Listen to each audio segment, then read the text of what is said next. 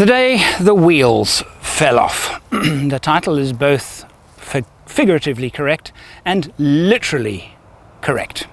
Welcome to Storytime. I have had 100 requests. Well, not 100, one, from a Mahindra fan asking me to tell a story about Mahindras. So here it is. Around 2006, 2007, a major part of my business was writing and publishing books. We had our own publishing business. We distributed it throughout Southern Africa. A small quantity went to the UK, and it was a thriving business. One year we would do a technical guidebook, such as this here, and this book would be we'd print what, 5,000 to 8,000. Don't remember the exact numbers, and those sales would last us about 2 years. Every alternate year, we would print a trails book. That was the where to go book, and then the guidebook, of course, was the how to do it book. And we would alternate every 2 years. We would print one of those two. This was a thriving and active business. And in fact, last year, 2017, I celebrated 24 years non-stop publishing of this book, The Complete Guide to Four-Wheel Drive in Southern Africa, the guidebook in South Africa. 24 years uninterrupted. In fact, the last one was sold last year. So I was pretty chuffed with that achievement. Right in the middle of it, though, things started to wobble a bit. And it concerned Mahindra. We were bringing out our latest guidebook, and I would sell advertising, and I would basically sell the inside front cover. Let me give you an example. There's a very nice one from Land Rover, one of the best actually, beautiful, really lovely layout. I loved the feel of that. And on the back it was an insurance company doing specialist four-wheel drive insurance, and in the book single page ads from a number of I'd have my faithfuls every year. They would publish an advert, and of course I would try and get newcomers to advertise as well. This is one of the most challenging parts of my job. Mahindra contacted me with the Scorpio. Now this new Scorpio turbo diesel 5-door station wagon was going to take the SUV market by storm. Or not. They were very enthusiastic about their new vehicle, and they contacted me and said, could we please put one on the front cover? I was a bit hesitant at first because I knew that to sell a good book you needed a Land Cruiser or a Land Rover, or even a good pickup like a Ford or a Mitsubishi on the front cover, something mainstream, for the book to sell well. Covers are vitally important, and we would spend lots and lots of time trying to get our covers right. Some years we got them right, and other years we got them wrong. The Mahindra year was one of those that we got it wrong. I was concerned that it wasn't a mainstream vehicle, and would it affect sales? But they offered a lot of money. Really a substantial amount of money. They were also going to take an inside advert, and I was going to do a review. I told them about my no checking, my no copy vetting of my review policy, and they were happy with that. And they gave me a vehicle for 2 weeks to test drive and review and to photograph. Well, this is the cover. This is the cover that came out. It was the first year we did a soft cover. Before that, we had done hard covers. Of all the books I've published, these are my favorites because of the hard cover, such a beautiful quality print. All right. And so we went the soft cover mainly for costs. It was demanding to keep the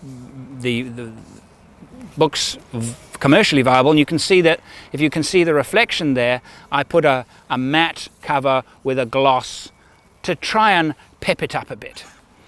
It wasn't a great picture, and I thought, well, if the vehicle is not going to be hero, maybe there should be a picture of me standing next to the vehicle, so we're both hero, or maybe overlanding is the hero, or off-roading is the hero, as opposed to the vehicle itself.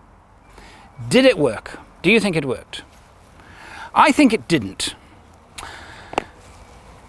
Of all of the years of publishing books, I only on 2 occasions had I actually had to throw away books because we didn't sell them.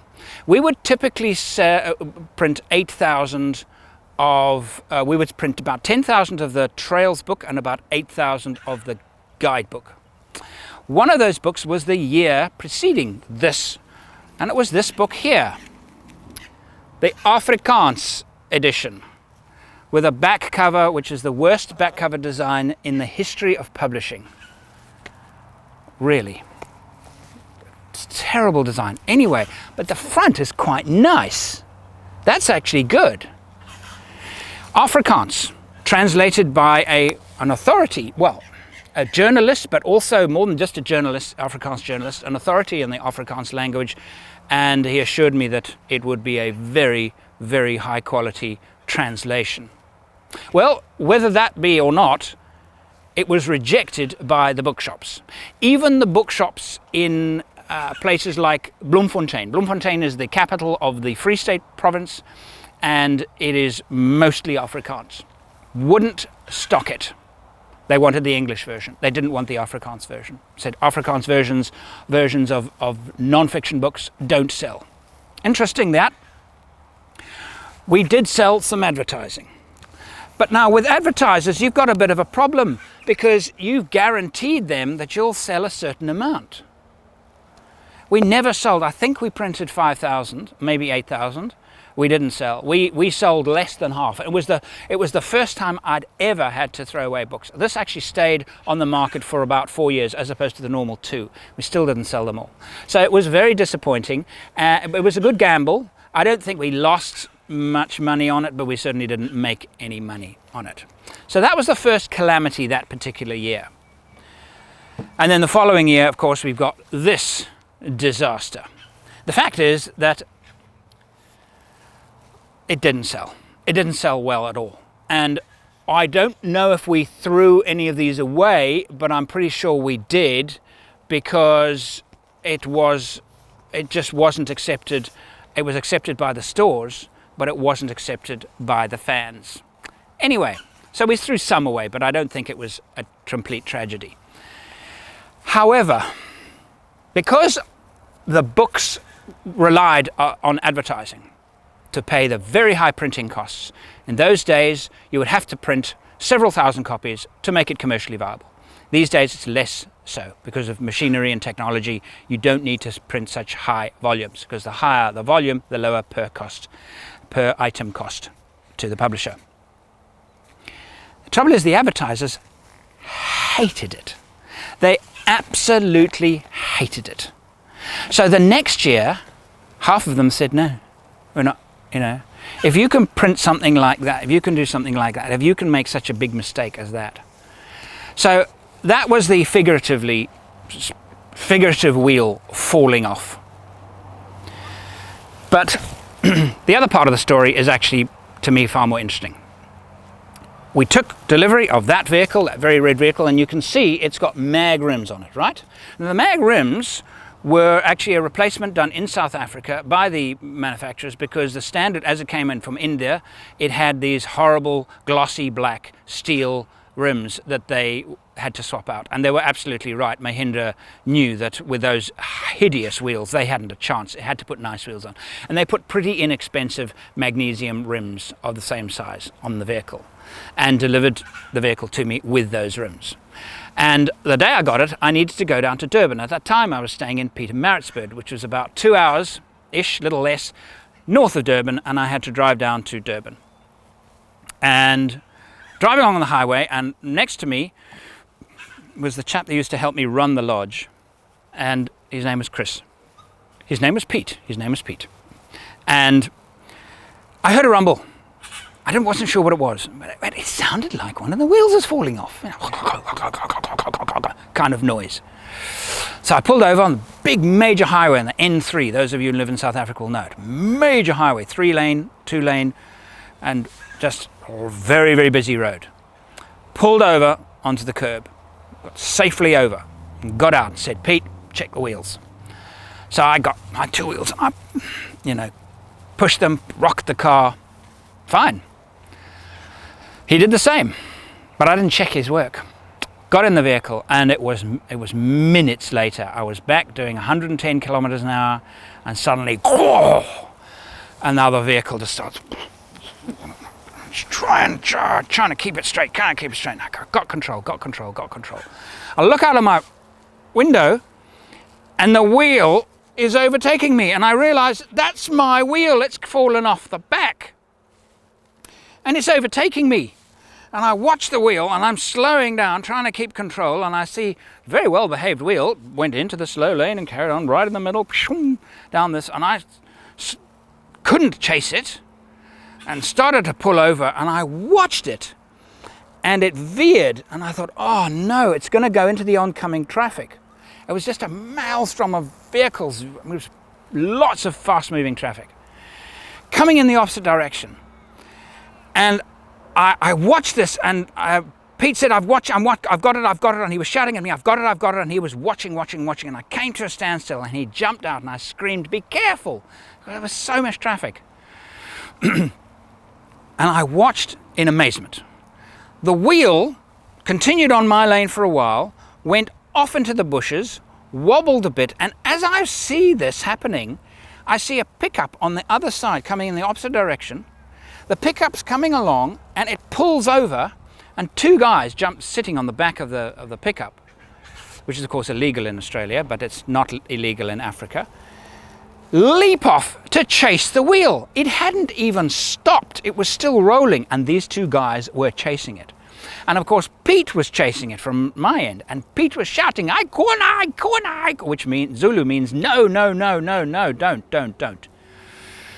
And they kind of stood there, oh, okay, and Pete picked up the wheel. He rolled it back towards me, and I climb out of the car and I look at it, and all four wheel nuts gone. Okay, not a problem. I'll jack it up. I'll take one wheel nut off the other four wheels, maybe one off the wheel carrier at the back, and I can make good. I can even two off the wheel carrier. I'll make a plan. Get the wheel back on the vehicle and limp home.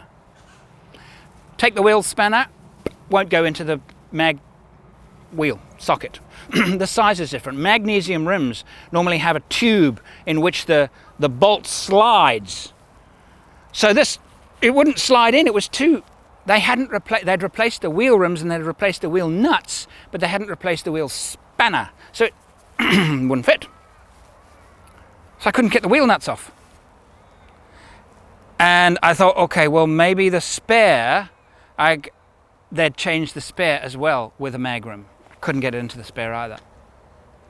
So I was what do? Phone Mahindra. It was a weekday. I remember it was a Friday afternoon. Phone my man at Mahindra and say, I'm stranded. You know. Oh, well, he was supremely disinterested, not interested in my problems at all. Well, what do you expect me to do? Will you please call me a tow truck?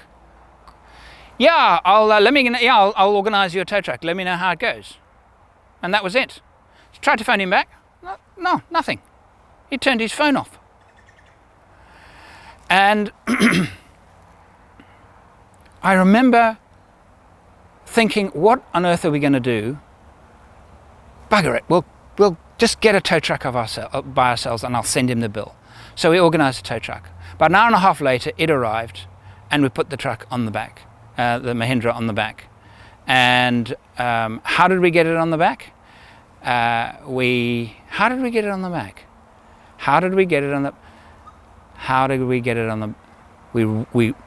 I remember now, it was a flatbed. We actually specified a flatbed, and they dragged it. I remember we worked very hard to get it onto the back. Anyway, that was my Mahindra story.